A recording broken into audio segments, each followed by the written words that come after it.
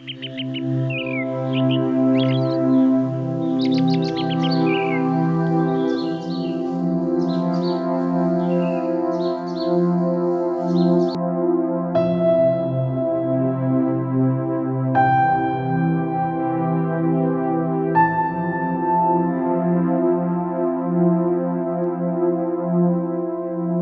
the fertile land of Indonesia,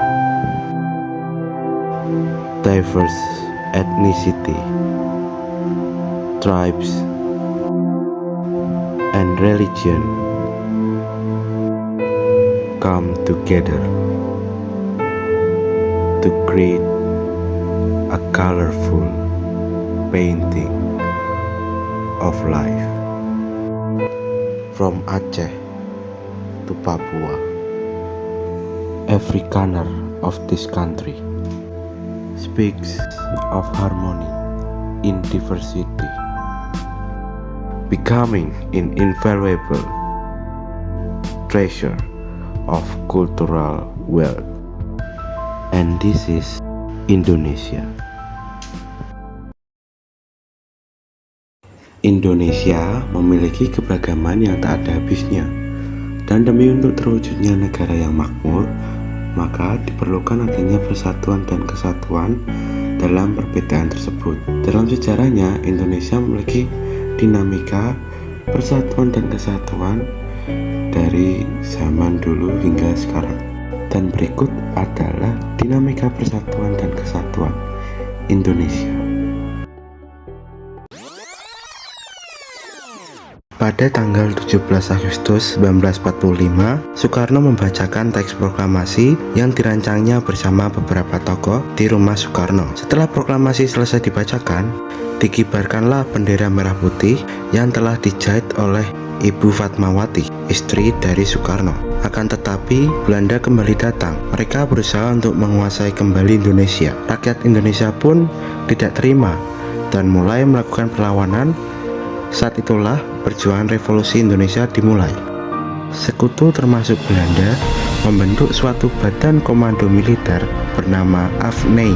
Tentara AFNI mendarat di beberapa wilayah strategis Indonesia seperti Surabaya dan Jakarta pada bulan September, Oktober, dan November tahun 45. Mengetahui hal tersebut, tanah air tentu tidak tinggal diam. Masyarakat mulai bergerak untuk melakukan perlawanan. Surabaya menjadi lokasi pertama perlawanan rakyat Indonesia setelah sekutu kembali menginjakan kaki di Indonesia. Arek-arek Surabaya bersama salah satu tokohnya yaitu Bung Tomo dengan heroik melakukan perlawanan terhadap sekutu. Orasi Bung Tomo yang sangat bergelora dapat membangkitkan semangat para pejuang untuk mempertahankan kemerdekaan. 10 November 1945 adalah puncak dari pertempuran tersebut. Atas semangat, keberanian, dan jiwa patriotik dari ulama, santri, dan arek-arek Surabaya lainnya, maka tanggal 10 November kemudian ditetapkan sebagai Hari Pahlawan. Setelah Surabaya, berbagai daerah pun ikut angkat senjata melawan tentara-tentara sekutu. Selain di Surabaya, di daerah lain juga melakukan perlawanan. Di antaranya 1.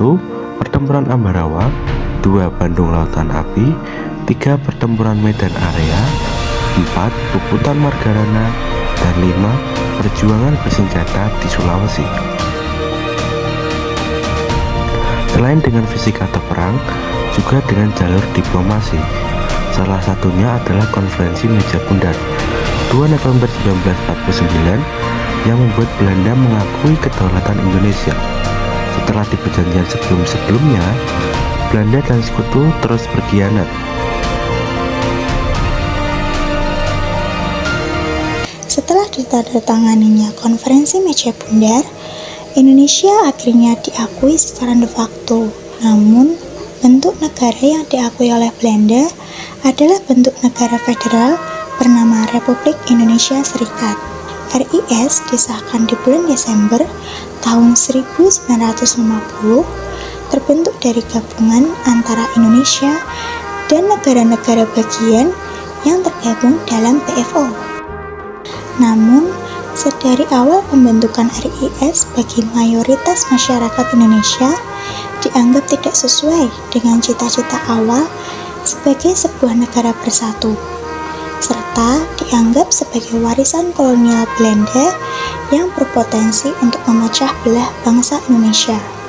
Dorongan untuk membubarkan RIS semakin menguat setelah terjadinya pemberontakan di bulan Januari tahun 1950 seperti pemberontakan APRA pimpinan Westerling, peristiwa Andi Aziz di Makassar, dan Republik Maluku Selatan pimpinan Smokyo. Pertentangan mengenai bentuk negara menjadi perbincangan panas dalam DPR Republik Indonesia Serikat, di mana terdapat golongan unitaris yang dipimpin oleh Muhammad Yamin menginginkan agar bentuk negara Indonesia sebagai negara kesatuan. Sedangkan golongan federalis yang dipimpin oleh Benjamin Said Tapi ingin tetap mempertahankan bentuk negara serikat. Pertentangan akhirnya dimenangkan oleh golongan unitaris sehingga rancangan undang-undang yang diserahkan kepada DPR RIS menghasilkan Undang-Undang Darurat Nomor 11 Tahun 1950 tentang tata cara perubahan susunan kenegaraan yang menjadi dasar hukum penggabungan negara-negara bagian Republik Indonesia Serikat. Hingga keluarnya Undang-Undang Darurat Nomor 11 Tahun 1950, berturut-turut negara-negara bagian mulai sepakat untuk kembali ke dalam bentuk negara kesatuan.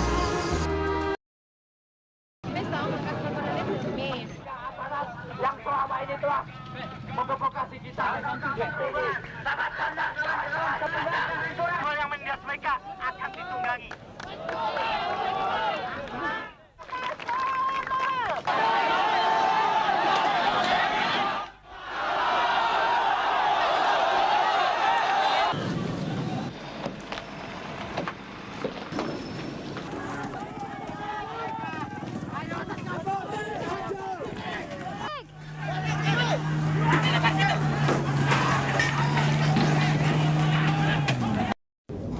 Saya memutuskan untuk menyatakan berhenti dari jabatan saya sebagai Presiden Republik Indonesia.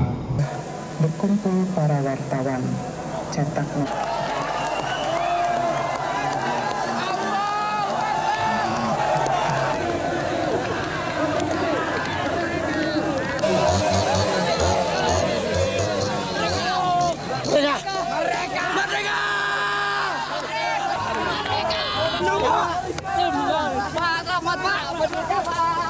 Jangan ke depan, jangan ke depan.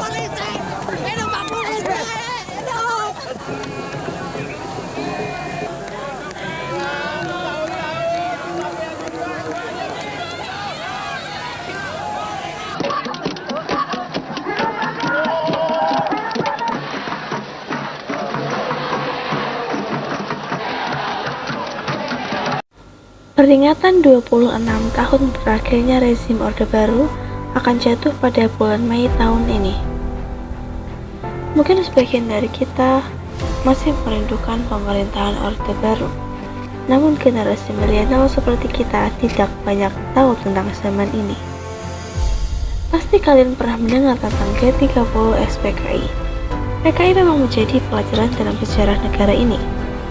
Tapi tahukah kamu bahwa G30 SPKI merupakan bagian dari upaya Soeharto mengkudeta pemerintahan Soekarno? Benedict Anderson, seorang akademis dari Cornell University, mengatakan bahwa PKI dan Soekarno merupakan korban tragedi yang bermula dari perebutan kekuasaan di internal militer. Pasca keluarnya surat perintah 11 Maret, Soeharto mengambil kekuasaan dari tangan Soekarno dan memimpin operasi besar-besaran untuk menumpas PKI. General Suharto and the army now plan his downfall and the complete takeover of government. Ada beberapa sumber semar yang kontroversial. Versi pertama menyebutkan tak ada transfer kekuasaan dari Soekarno kepada Soeharto. Sementara versi yang lain menyebutkan bahwa Soekarno memberikan kekuasaan kepada Soeharto. Banyak pembantaian yang terjadi tidak hanya kepada aktivis PKI, tetapi juga kepada rakyat biasa. Korban meninggal sejumlah kurang lebih 1 juta jiwa. Peristiwa ini merupakan salah satu genosida terparah sepanjang sejarah. Anggota dan para petinggi negara atau lembaga kebudayaan rakyat seperti Pramudia Anantatur, Rifai Apin, Sito Situmorang, dan lain-lain diculik, dipenjara, bahkan disiksa. Tidak sedikit pula aktivis perempuan yang diperkosa dan dibunuh pada masa itu. Pada 27 Maret 1968, Soeharto resmi menjadi Presiden RI kedua tanpa pemilu. Kekerasan selalu menjadi cara pemerintahan Orde Baru untuk menyelesaikan persoalan sosial dan keamanan. Mungkin kalian pernah mendengar istilah Petrus atau penembak misterius. Pasti kamu tahu film yang satu ini karena tiap tahun diputar di televisi. Film yang berisi omong kosong ini dibuat supaya kita berpikir PKI dan ideologi bisa menghancurkan stabilitas negara. Padahal yang mengancam itu adalah rezim Orde Baru itu sendiri. Orde Baru memang runtuh, namun bukan berarti tradisi pemikirannya juga ikut runtuh. Berbagai kejahatan kemanusiaan terburuk dalam sejarah Indonesia dan tradisi pemikiran kita yang membuat negara susah maju. Yang terjadi pada masa itu. Dan itu adalah dinamika persatuan dan kesatuan Indonesia. Walaupun kita memiliki lambang Garuda, Pancasila, Bhinneka Tunggal Ika, jika kita tidak digunakan sebagai pedoman untuk menciptakan persatuan dan kesatuan di Indonesia, maka akan terjadi seperti yang kelompok kami ceritakan. Dan pada tahun ini, Indonesia sedang ingin melakukan pemilu untuk memilih pemimpin tertinggi di Indonesia.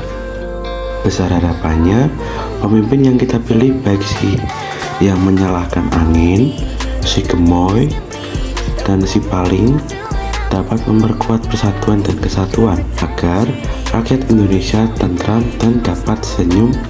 Itu saja dari kelompok kami, dan seperti biasanya, terima kasih.